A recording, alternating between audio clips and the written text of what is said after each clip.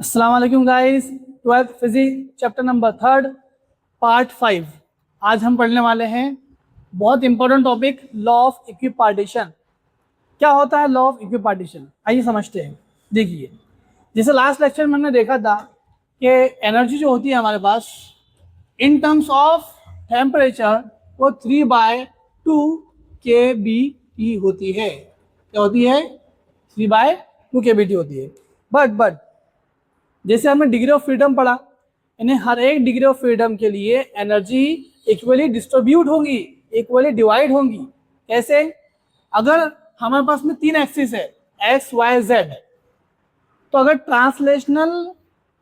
Translational हमारे पास में डिग्री ऑफ फ्रीडम हो तो उस ट्रांसलेशनल के लिए इक्वली डिस्ट्रीब्यूट होंगी। हर एक कोऑर्डिनेट के लिए, हर एक एक्सिस के लिए हमारी एनर्जी इक्वली डिस्ट्रीब्यूट होगी। कैसे होंगी? मान लो हमारे पास में एनर्जी है, ये एनर्जी अपने पास में है मोनो एटॉमिक की। काय की है? Mono atomic. ठीक है, तो हम ये मानते हैं कि हर एक एक्सिस के लिए हमारे पास में जो एनर्जी होती है 1/2 kB की होती है। 1/2 kBT होती है। ये तो टोटल है, 3/2 kBT टोटल है।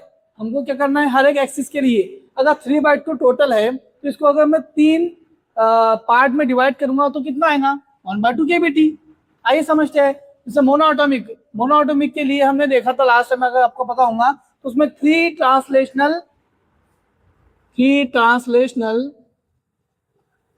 क्या होता है? DOF होता है, DOF होता है। तो 3 ट्रांसलेशनल DOF होता है, तो हम इसको क्या करेंगे? 3 डिवाइड कर देंगे तो 1/2 kBT प्लस 1/2 kBT। समझ में आया क्या आपको?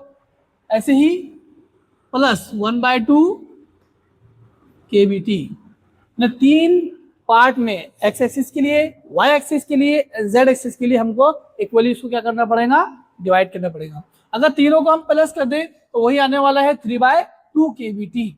ये हो गया मोनो एटॉमिक के लिए। ऐसे हमने देखा था डायटोमिक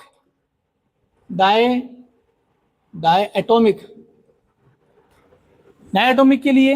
अगर आपने मेरा DOF वाला लेक्चर नहीं देखा तो एक छोटा सा लेक्चर मैंने आप लोगों के लिए अपलोड किया है। आप जाइए, यहाँ पर आई बटन आ रहा है, उसमें जाके क्लिक कीजिए या फिर डिस्क्रिप्शन में जाइए, आपको लिंक मिल जाएंगी और उस लेक्चर को देखो, देन यहाँ पर आओ तो आपको समझ में आएगा। तो डायटोमिक के लिए अपने पास में कितना DOF था? 3 ट्रांसलेशनल तो था ही प्लस 2 रोटेशनल भी था। ओके, बराबर है। तो 3 ट्रांसलेशनल कितना होता है बोलो? 3/2 होता है, तो 3/2 kBT। ठीक है, 3/2 kBT ये तो होता है 3 ट्रांसलेशनल के लिए। प्लस 2 रोटेशनल भी है। 2 रोटेशनल मतलब 2/kBT प्लस 1/2 kBT। हाफ हमको 2 है क्योंकि 2 रोटेशन होता है। ऐसा 2 क्यों होता है, 3 क्यों नहीं होता है? ये भी मैंने आपको DOF में बताया कि जो डायटोमिक हमारे पास पार्टिकल या मॉलिक्यूल होगा वो जब खुद के एक्सिस पे रोटेट करेगा ना तो उस वक्त हमको ऑब्जर्व करना मुश्किल हो जाएगा। इसलिए हम उसके अलावा Y axis and Z axis पे जब वो रोटेट करेंगे उसको ऑब्जर्व करना ईजी होगा। हम वो वाले 2 एक्सिस लेंगे रोटेशन के, लेकिन जब वो खुद के अपने एक्सिस पर जब रोटेट करेंगे तो हम उस रोटेट को नहीं मानते, इसलिए हम 2 ही रोटेशन लेंगे। और ट्रांसलेशनल तो 3 होते हैं तो 3 ही लेंगे। तो ये 3/2 1/2 kBT। अब इनको अगर आपस में प्लस करेंगे तो क्या हो जाएगा बोलो? ये हाफ और हाफ मिलके कितना हो जाएगा? 1 हो जाएगा। 3 मतलब आप ऐसे भी कर सकते 3 + 1 + 1 कितना हो जाएगा? 5/2 kBT। समझा क्या? नीचे का बेस सेम है, ऊपर वालों की मैंने क्या किया? प्लस किया। तो 3 + 1 + 1 कितना हो जाएगा? 5/2 kBT। ये डायटोमिक के लिए। देखिए ये डायटोमिक कौन सा है बोलो? ये है रिजिड। कौन सा है? रिजिड के लिए। हमने डायटोमिक नॉन रिजिड के लिए भी देखा था। डायटोमिक जो देखा था हमने वो नॉन रिजिड के लिए भी देखा था। तो नॉन रिजिड के लिए हमने क्या बोला था कि उसमें एक और चीज ऐड हो जाएंगी, मतलब 3 ट्रांसलेशनल तो रहेंगी, ठीक है, प्लस 2 रोटेशनल तो रहेंगी, प्लस 1 वाइब्रेशनल भी रहेंगी। क्या रहेंगी? 1 वाइब्रेशनल भी रहेंगी। तो देखो फिर अब 3 translational and 2 rotational, three translational two rotational कितना होता है 5/2 kBT, ये तो हमने देख लिया। 1 वाइब्रेशनल, तो 1 वाइब्रेशनल कितना होगा सर हाफ kBT। जब हमने 2 लिया था तो हाफ और हाफ लिया था, तो अब वाइब्रेशन को लेंगे तो हाफ kBT नहीं, यहाँ पर जो होगा kBT होगा, हाफ kBT नहीं आएगा, फुल kBT आएगा। क्यों, तो वो भी समझ लो। केस 4 वाइब्रेशनल क्या होता है, देखो अगर हम बात करें वाइब्रेशनल एनर्जी की, एनर्जी ऑफ वाइब्रेशनल की, तो चूंकि ये वाइब्रेट कर रहा है ना, इर्तियाश कर रहा है, कि इसमें दो तरह की एनर्जी होती है। एक होती है 1/2 mv² प्लस 1/2 kx²। दो तरह की एनर्जी होती है वाइब्रेशनल में, तो याद रखो। अगर ये दो तरह की एनर्जी हो वाइब्रेशनल में, हाफ और हाफ मिलके क्या हो जाएगा, फुल बन जाएगा। मान लो अगर हम इस एनर्जी को हम इन टर्म्स ऑफ टेम्परेचर देखें तो क्या हो जाएगा 1/2 kBT बराबर, प्लस ये भी क्या हो जाएगा 1/2 kBT, यानी हाफ kBT और हाफ kBT मिलके क्या बन जाएगा फुल kBT। यानी हमारे पास में जो एनर्जी रहेंगी वाइब्रेशनल एनर्जी वो फुल kBT रहेगी। बस ये फुल kBT को उठाया मैंने और यहाँ पर पुट कर दिया। समझ में आया क्या आपको? तो ये था अपने पास में मोनोएटॉमिक, डायटोमिक और डायटोमिक के अंदर रिजिड में। तो आई होप ये आपको समझ में आया हो। अब इसके बाद बहुत इंपॉर्टेंट टॉपिक हमारे पास में है, वो है मेयर्स रिलेशन। आइए हम डायरेक्ट उस पर जंप करते हैं। पहले तो व्हाट इज मेयर्स रिलेशन, मैं आपको पहले थोड़ा सा एक एक्सपेरिमेंटल पार्ट समझा दूं। देखिए दो कंडीशंस होती है। अगर हम एक कंडीशन में इस तरीके से गैस लेते हैं और इसके ऊपर हम एक पिस्टन लगाते हैं, ठीक है, एक पिस्टन है, इसके ऊपर ये बीकर में पूरे गैस भरी हुई है और यहाँ हम इसको क्या कर रहे हैं, हीट दे रहे हैं। यहाँ से हम उसको क्या कर रहे हैं, हीट दे रहे हैं। मान लो ये हीट जो है ना Q है, Q1, उसको हम हीट दे रहे हैं। क्या होगा, जब हीट देंगे तो इसकी इंटरनल एनर्जी में चेंज आएगा, चेंज इन इंटरनल एनर्जी आएगा नहीं आएगा बोलो? पर हम हीट देंगे तो गैस की इंटरनल एनर्जी में चेंज आएगा। और अगर इंटरनल एनर्जी में चेंज आ रहा है और इसका वॉल्यूम, जो वॉल्यूम है, चेंज इन वॉल्यूम वो चेंज नहीं हो रहा है, वो कांस्टेंट है। अगर उसके वॉल्यूम में चेंज नहीं आ रहा, उसका गैस एज इट इज रह रहा है, तो सारी जो हमने एनर्जी उसको दी है, जितनी भी हमने इसको हीट दी है, वो किस में जाके कन्वर्ट हो जाएंगी, पूरी की पूरी काय में सिम जाएंगी, DE, change in energy, internal energy की बात हो रही है।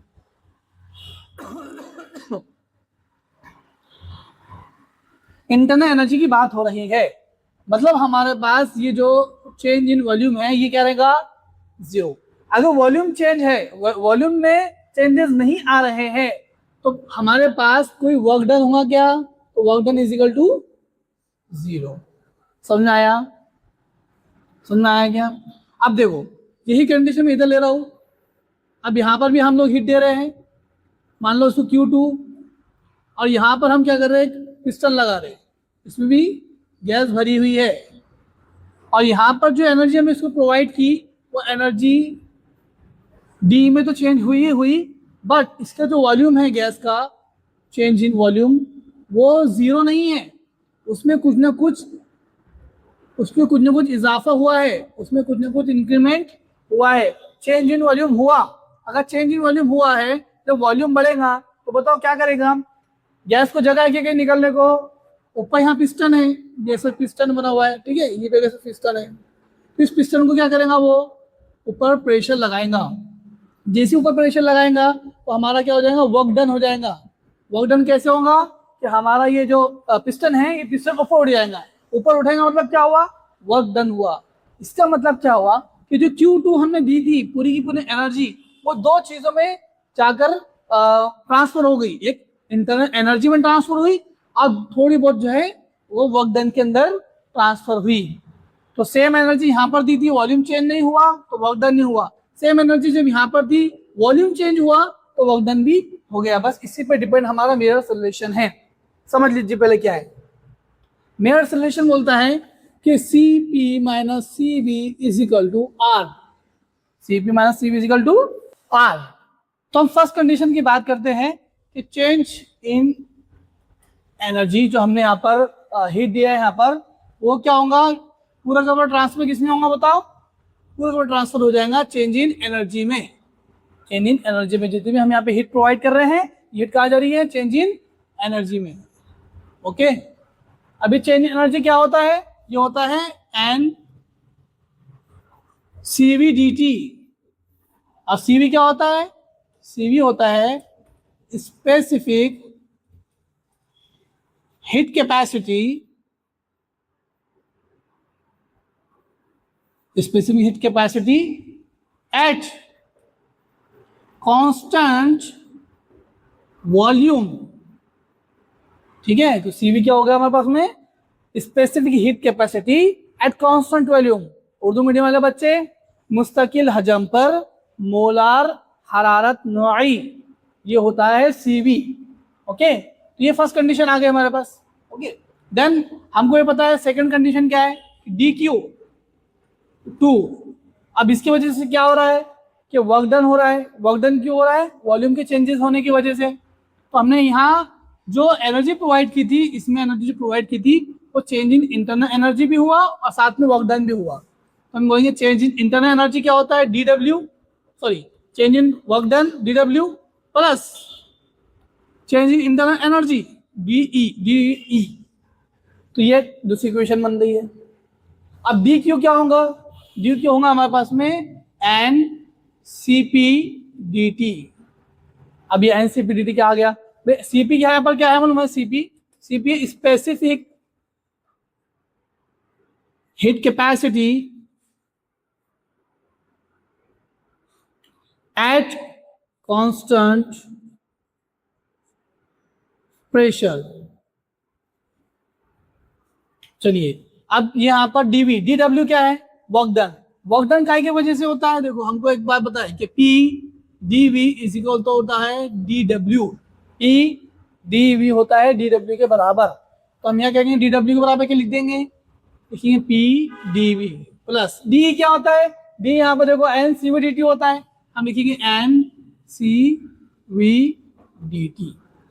समझ में आया क्या, कोई दिक्कत है क्या। अब हम क्या करते हैं, यहाँ पर पी डी वी को हम किस फॉर्म में लिख सकते हैं, क्या आपको आइडियल गैस इक्वेशन याद है क्या, ideal gas equation, ideal gas equation क्या है, ideal gas equation P V is equal to N R T. अगर मैं पी वी को डी लगा देता हूँ, मतलब इसको पी डी वी कर देता हूँ, तो इधर का जो टी है उसमें भी क्या लग जाएगा, डी लग जाएगा, डी टी। समझा क्या, बस ये वैल्यू को उठाकर मैं यहाँ पुट कर देता हूँ और क्या करता हूँ, इस N C V D T को इधर लेके आ जाता हूँ, तो क्या हो जाएगा N C P D T, ये माइनस आ जाएंगे, इधर आएंगे तो माइनस हो जाएगा, N C V D T is equal to P D V बचा, इधर पी डी वी बचा, पी डी की कीमत क्या निकाला अभी हमने, एन आर डी टी। बोलो क्या निकलता इसमें से कॉमन, इसमें से कॉमन निकलता एन डी टी, कॉमन क्या निकला एन डी टी, क्या बचा C P minus C V is equal to, इधर क्या है एन आर। अब इस आर को मैं थोड़ा साइड में लिखता हूँ, तो एन डी टी ऐसे लिखता हूँ, एन डी टी और इधर आर, क्या होगा बोलो, एन डी टी क्या हो जाएगा, कैंसिल हो जाएगा, क्या बचेगा C P minus C V is equal to R. This is the Mayer's relation, ये है मेयर्स रिलेशन। इसी को हमको क्या करना था, प्रूफ करना था। समझ में आया क्या आप लोगों के, ये बहुत इंपॉर्टेंट टॉपिक है, ठीक है। और इसी से रिलेटेड आपको एमसीक्यूज भी पूछ सकता है, इसी से रिलेटेड आपको क्वेश्चन सॉल्व करने के लिए भी कह सकता है। इसमें एक और चीज़ आपको समझा दूं कि C P minus C V को हम ऐसे भी लिखते हैं, C V minus C P minus C V is equal to R upon J. अभी जे क्या होता है, जे है मैकेनिकल यूनिट, क्या होता है ये, मैकेनिकल यूनिट होता है। और सीपी की वैल्यू क्या है हमारे पास, सीपी की वैल्यू होती है एस पी एम नॉट, और सीवी की वैल्यू क्या होती है, सीवी की वैल्यू होती है एस वी एम नॉट। अगर हम इसकी जगह यहाँ पर ये पुट कर दे, क्या पुट कर दे, Cp की जगह Sp m not minus Sv m not is equal to R upon, मैंने क्या किया, Cp और Cv की जगह उसकी यहाँ पर वैल्यूज को पुट कर दिया। क्या निकलेगा, कॉमन, कॉमन निकलेगा m नॉट, तो ये क्या बचेगा, Sp minus Sv, okay, Sp minus Sv, और कॉमन क्या निकल जाएगा, m not, common m not निकलेगा और निकल के कहा जाएगा इधर डिनोमिनेटर में j के पास चला जाएगा, तो ये हो जाएगा R upon j m not.